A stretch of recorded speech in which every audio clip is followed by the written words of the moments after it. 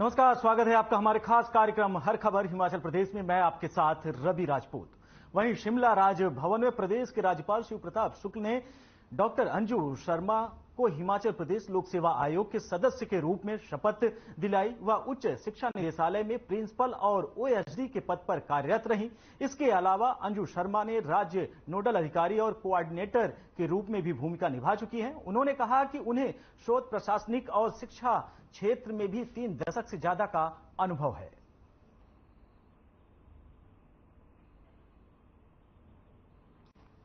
परमपिता भगवान के द्वारा जो मुझे आशीर्वाद प्राप्त हुआ है, मैं इसको पूरी डेडिकेशन, डिवोशन, ऑनेस्टी के साथ निभाऊंगी। मैंने अपने जीवन काल में लगभग 3 दशक से ज्यादा जो टीचिंग में, रिसर्च में और एडमिनिस्ट्रेशन में प्राप्त की हैं, मैं उन अनुभवों के साथ इस सदस्य के रूप में अपने कर्तव्यों को पूरी निष्ठा के साथ पूरा करूं। प्राथमिकता मेरी रहेगी कि किसी भी कार्य को मैं पूरी निष्ठा से और सत्य वचनों के साथ, ईमानदारी के साथ निभाने की कोशिश करूं। बढ़ते हैं अगली खबर की ओर, जहां हिमाचल प्रदेश में कांग्रेस सरकार को बने 10 महीने हो गए हैं, लेकिन कांग्रेस के सत्ता में आने से पहले चुनाव के दौरान दी गई 10 गारंटियों को लेकर सियासत लगातार जारी है। एक तरफ विपक्ष लगातार सरकार पर हमलावर है और गारंटियों को पूरा नहीं करने का आरोप लगा रहा है, तो वहीं दूसरी तरफ पार्टी के कई नेता उसका जवाब दे रहे हैं। आपको बताते चले कि बीते दिनों बीजेपी प्रदेश अध्यक्ष राजीव बिंदल ने आरोप लगाया कि सरकार ने महिलाओं को 1500 देने का वादा किया, मगर अभी तक गारंटी पूरी नहीं किया और ये आंकड़ा बढ़कर अब 4000 करोड़ तक पहुंच गया है। ऐसे में अब प्रदेश सरकार की ओर से कैबिनेट मंत्री जगत सिंह नेगी ने सरकार का पक्ष रखते हुए उल्टा बीजेपी पर ही निशाना साधा है और केंद्र की बीजेपी सरकार पर आरोप लगाए हैं। आपको बताते चले कि इस दौरान उन्होंने कहा कि प्रदेश सरकार चरणबद्ध तरीके से अपनी गारंटियों को पूरा करने में लगी हुई है। उन्होंने कहा कि सरकार ने जनता से वादा किया कि और वह उसे धीरे धीरे करके पूरा कर रही है। केंद्र की बीजेपी सरकार की तरह जुमलेबाज सरकार नहीं है। जगत सिंह नेगी ने कहा कि केंद्र सरकार ने हर साल 2 करोड़ लोगों को रोजगार देने का वादा किया, 15 लाख लोगों के खातों में देने का पैसा वादा किया, लेकिन अभी तक नहीं दिया। वहीं 2022 तक किसानों की आय दुगनी करने की भी बात कही, मगर कोई भी वादा पूरा नहीं किया। वहीं जगत सिंह नेगी ने प्रदेश सरकार को 10 गारंटियों को लेकर कहा कि प्रदेश सरकार की सबसे बड़ी गारंटी ओपीएस की थी, जिसे सरकार ने तुरंत ही सरकार बनने के बाद बहाल कर दी है और लोगों को इसका लाभ भी मिल रहा है।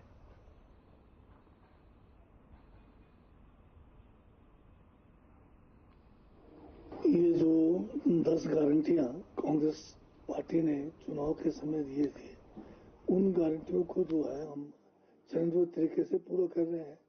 सबसे बड़ी गारंटी जो है पुरानी पेंशन योजना, जिसमें हजारों करोड़ का जो है बजट लगना था, वो हमने पूरा कर दिया है और देना भी शुरू कर दिया है। अब पेंशन भी लोगों को मिलना शुरू हो गया है। और दूसरी गारंटी जिसमें रोजगार का है, अब आप देख रहे हैं कि सरकारी क्षेत्र में जितने भी हमारे विभाग हैं, सभी विभागों में भी अब जो है नए जो पोस्ट है, जो वैकेंट है, उनको भरने की प्रक्रिया शुरू हो गई है।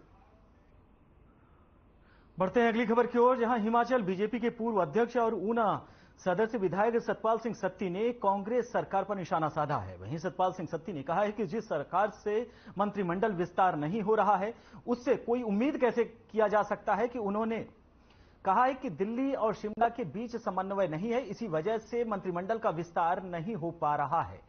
उन्होंने कहा कि हिमाचल प्रदेश में तो सिर्फ 15% विधायक ही मंत्री बन सकते हैं और मुख्यमंत्री इन्हें भी मंत्री नहीं बना पा रहे हैं। उन्होंने कहा कि मंत्रिमंडल विस्तार न होने की वजह से प्रदेश भर में विकास कार्य प्रभावित हो रहा है। वहीं बीजेपी के पूर्व अध्यक्ष सतपाल सिंह सत्ती ने कहा कि मंत्रिमंडल में भारी क्षेत्रीय असंतुलन, सबसे बड़ा जिला कांगड़ा के सिर्फ एक ही मंत्री बनाए गए हैं, इसके अलावा बिलासपुर से कोई मंत्री नहीं मिला है। आपको बताते चले, साथ ही उन्होंने कहा कि मंत्रिमंडल का विस्तार करना मुख्यमंत्री का अधिकार क्षेत्र है, लेकिन फिलहाल अभी लगातार मंत्रिमंडल का विस्तार नहीं किया जा रहा है, जिससे बीजेपी लगातार पार्टी पर हमलावर है।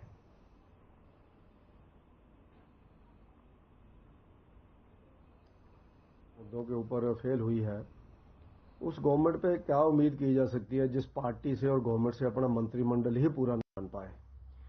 3 मंत्री के पद इनके खाली हैं और सीपीएस के ऊपर इनका बिल्कुल जिसको कहते हैं कि हटने की तलवार लटकी हुई है। तो मंत्रिमंडल का गठन इनका दिल्ली और हिमाचल का तालमेल ना होने के कारण लटका पड़ा है। और अलग अलग जिलों के अंदर हम लोग देखें तो इम्बैलेंस है मंत्रिमंडल में। कांगड़ा के अंदर सिर्फ एक मंत्री है, बिलासपुर के अंदर कोई मंत्री नहीं है। इसी तरह से हिमाचल प्रदेश में जब जब भी हमने देखा है, क्योंकि अब पहले ही मंत्री 15% बनते हैं तो पहले ही राउंड में सब लोगों को बना दिया जाता है, लेकिन आपसी खींचतान होने के कारण, आपसी लड़ाई होने के कारण कांग्रेस पार्टी मंत्रिमंडल का विस्तार नहीं कर सकी है, यानी पूरा नहीं कर सके हैं, और 1 साल पूरा होने को है। और मंत्रिमंडल का विस्तार नहीं होता तो हिमाचल प्रदेश का काम भी सफर होता है।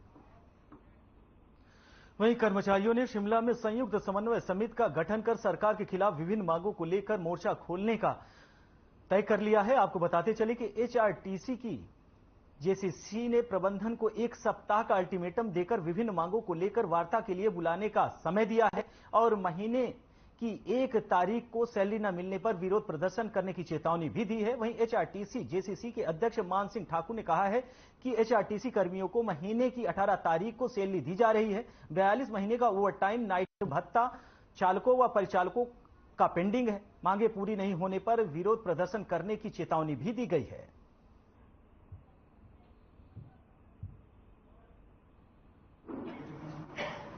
आज जेसीसी का गठन हुआ, पूरे हिमाचल प्रदेश के कर्मचारियों को मैं बहुत बहुत बधाई देना चाहता हूं, क्योंकि जेसीसी का गठन करना इसलिए जरूरी हो गया था कि एचआरटीसी के अंदर जो समस्याएं आ रही थी, चाहे वो सैलरी को हो, चाहे वो किसी कर्मचारी का उत्पीड़न हो, इसलिए जेसीसी का आज गठन हुआ। उस जेसीसी के गठन में 5 मांगों पे हमने प्रस्ताव जो पारित किया, उन मांगों को मैं आपके सामने रखना चाहूंगा। सबसे पहले नया मांग पत्र जो है वो 7 दिन के मांग पत्र हम प्रबंधन को सौंपेंगे और 7 दिन के अंदर प्रबंधन जेसीसी को वार्ता के लिए बुलाए। उसके बाद बात आती है 2 परिचालक हमारे रिकॉर्ड पीए को बर्खास्त कर दिए गए थे, तुरंत बिना शर्त उनको।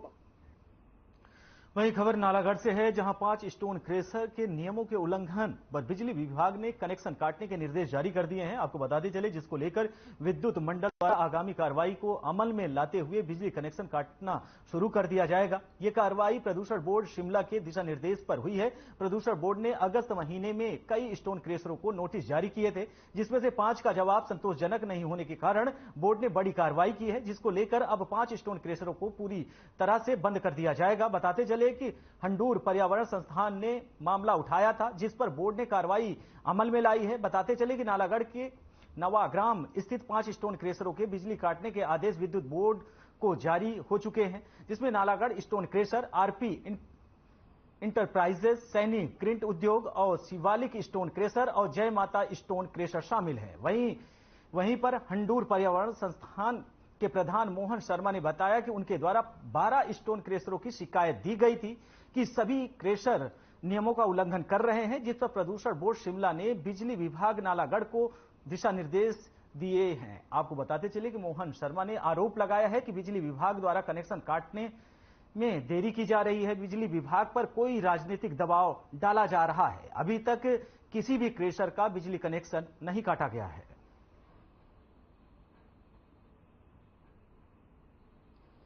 आज हमारे पास पोल्यूशन कंट्रोल बोर्ड से ऑर्डर्स आए थे। 5 स्टोन क्रशर्स हैं जिनके इलेक्ट्रिसिटी डिस्कनेक्शन के ऑर्डर आए हुए हैं, और ये पहले डिवीजन में आए थे, वहाँ से इंडोर्स होकर फर्दर सब डिवीजन में आज हमारे पास आए हैं। कल की डेट एंडोर्समेंट की, लेकिन आज ऑफिशियली हमारे पास ये पहुँचे यहाँ पे।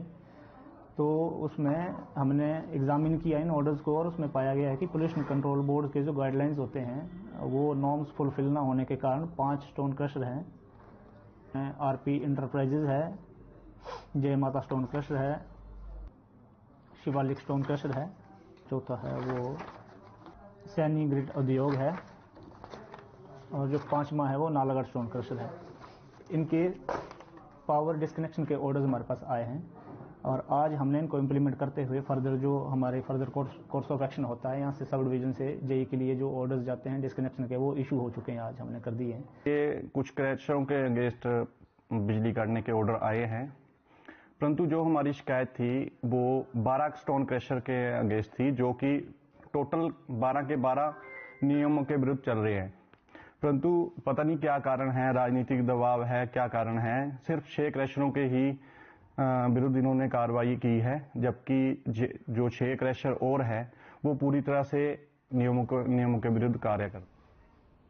खबर सोलन से है, जहां कोरोना काल में बेहतरीन सेवाएं प्रदान करने वाली आशा वर्कर्स के लिए सरकार लगातार, आपको बताते चले कि आशा कार्यकर्ताओं को अब वेतन के भी लाले पड़ गए हैं। वहीं स्वास्थ्य विभाग के पास इनके वेतन के लिए बजट नहीं है। यही कारण है कि जिला सोलन में 602 आशा कार्यकर्ताओं द्वारा सितंबर का वेतन नहीं मिला है। आपको बताते चले, वहीं त्योहारी महीने में इन आशा कार्यकर्तियों को परिवार का खर्च चलाना भी मुश्किल हो गया है। हमारी मुख्य मांग सरकार से यही है कि हम आशाएं रात दिन फील्ड में काम कर रही हैं और आज हमारा सितंबर माह का इंसेंटिव अभी तक नहीं डला हुआ है। हमारे बीच में कई आशाएं ऐसी हैं जो एकल नारी है और वो अपना घर का खर्चा कैसे चलाएगी जब सरकार हमारा टाइम पर इंसेंटिव नहीं देगी। इसके बारे में हमने अपने सीएमओ सर से और हमारे जो स्टेट प्रोग्रामिंग ऑफिसर उनसे भी बात करी तो उन्होंने बोला कि आशाओं के लिए अभी बजट नहीं आया है, जैसे ही बजट आएगा तो वैसे ही हम आपके अकाउंट में डाल देंगे। पर मेरा सरकार से एक ही क्वेश्चन है कि जब आशाएं काम कर रही है तो उनके लिए बजट क्यों नहीं है।